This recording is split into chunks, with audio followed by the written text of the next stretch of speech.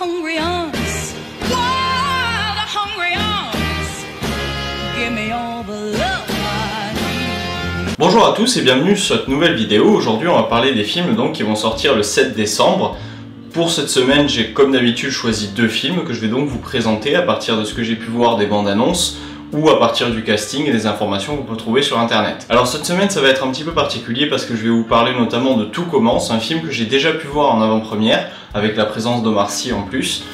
Du coup voilà, j'en sais forcément un petit peu plus sur le film, je vais donc juste vous donner envie d'aller le voir parce que moi il m'a pas mal plu et je vous sors la critique très prochainement dès que j'ai fini le tournage et le montage. Et je commence donc tout de suite par Demain tout commence. Alors ce film m'a vraiment surpris parce que Omar Sy c'est pas un acteur que j'apprécie beaucoup, je le trouve pas excellent, je trouve qu'il joue toujours un petit peu le même rôle qu'il nous avait fait dans Intouchable. Alors dans Intouchable ça marchait très bien parce que c'était un rôle qui fonctionnait avec sa personnalité. Le problème c'est que dans tous les films dans lesquels j'ai pu le voir par la suite, et je crois que je les ai presque tous vus, les films dans lesquels il a joué, eh bien il joue le même personnage systématiquement. C'est-à-dire un homme un petit peu jeune, décontracté, qui danse tout le temps, qui fait tout le temps la fête, qui est tout le temps content, qui a toujours la banane. Tu me reconnais pas, c'est ça? Ah mais oui, Christine de Berlin.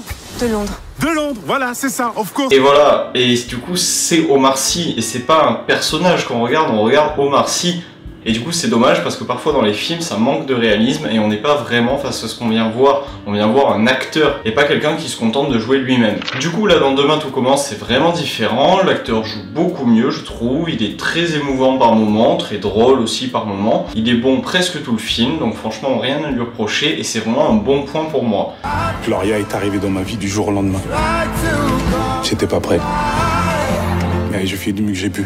Alors je ne sais pas si le mérite revient à Hugo Guélin, donc le réalisateur qui a fait une bonne direction d'acteur, ce qui n'avait peut-être pas été le cas dans les films précédents dans lesquels avait joué Omar Sy, mais là du coup il arrive à l'amener à un tout autre niveau et c'est du coup vraiment beaucoup plus intéressant que d'habitude. Le réalisateur, parlons-en un petit peu parce que c'est ce qui m'a vraiment bluffé dans le film. La réalisation, et en plus pour un film français, est vraiment très très bonne, c'est vraiment très travaillé, il y a de beaux plans de caméra.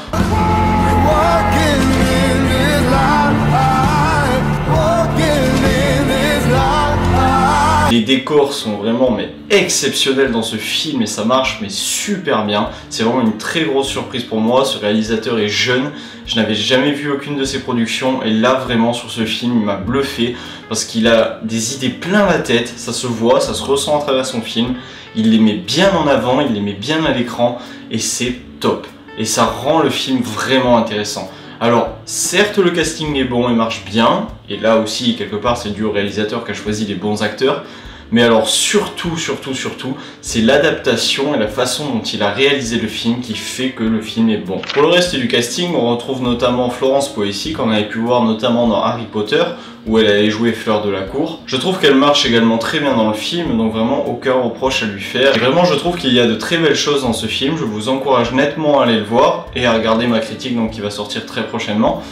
C'est vraiment un bon film et surtout c'est vraiment un bon film français et ça fait du bien parce que j'en ai marre de voir des films français qui se contentent de la facilité. Là ce n'est pas du tout le cas, c'est un bon film, très intéressant, drôle, dramatique, tout y est.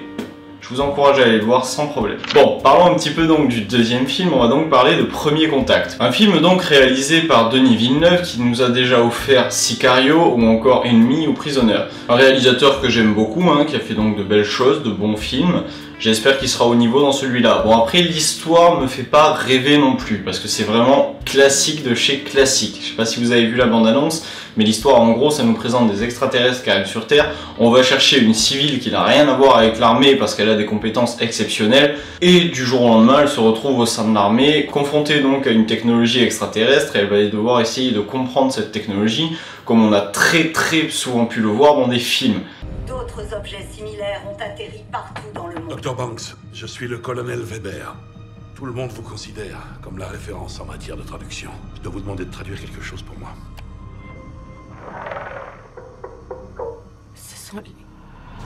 Et c'est ça que je trouve un peu dommage parce que c'est presque tellement classique ce côté, il y a des extraterrestres, on les comprend pas, on va chercher un civil et il va du coup être un petit peu perturbé tout du long parce que c'est pas un militaire et que du coup il est quelqu'un de normal et de comme nous. Enfin c'est un pitch vraiment très classique qui n'a rien de novateur mais j'espère que dans ce film on le développera suffisamment pour que ça en devienne intéressant. Au niveau du casting on retrouve donc Amy Adams qu'on a pu voir notamment dans les derniers Superman où elle incarne Lois Lane, et qu'on verra donc par la suite probablement dans Justice League, etc. etc.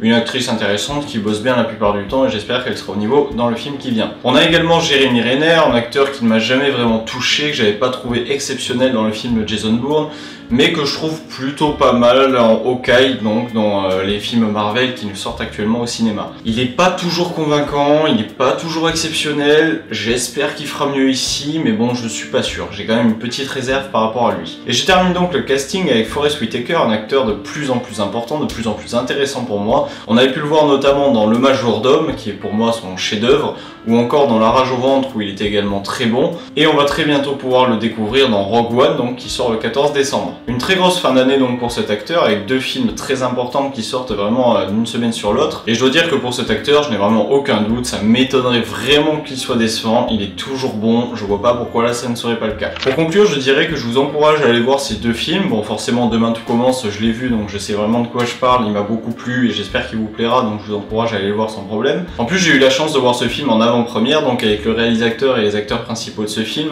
et du coup c'était vraiment sympa parce qu'on a pu leur poser des questions, ils nous ont répondu, il y a eu un vrai échange après le film, et en plus l'équipe était vraiment très sympa, très drôle, et a vraiment bien échangé avec nous, c'était très très sympa. Du coup ça fait que je suis encore plus attaché au film et que j'ai encore plus envie de vous en parler, et encore plus envie de vous encourager à aller le voir. Pour Premier Contact, je pense que le film sera quand même forcément très bon, parce que le réalisateur est très bon, les acteurs sont bons, la bande-annonce est intéressante, même si c'est une histoire un petit peu répétée qu'on a vue 150 fois, mais bon voilà quoi, c'est une histoire d'extraterrestre avec une nouvelle technologie, probablement de très beaux plans forcément sur ces technologies. C'est un film qui va me plaire, j'en suis presque persuadé, je languis quand même de le voir, hein, je garde quand même une petite réserve, on ne sait jamais. Je vous en parle très prochainement, on se retrouve donc très vite pour les critiques de ces films, à bientôt, ciao!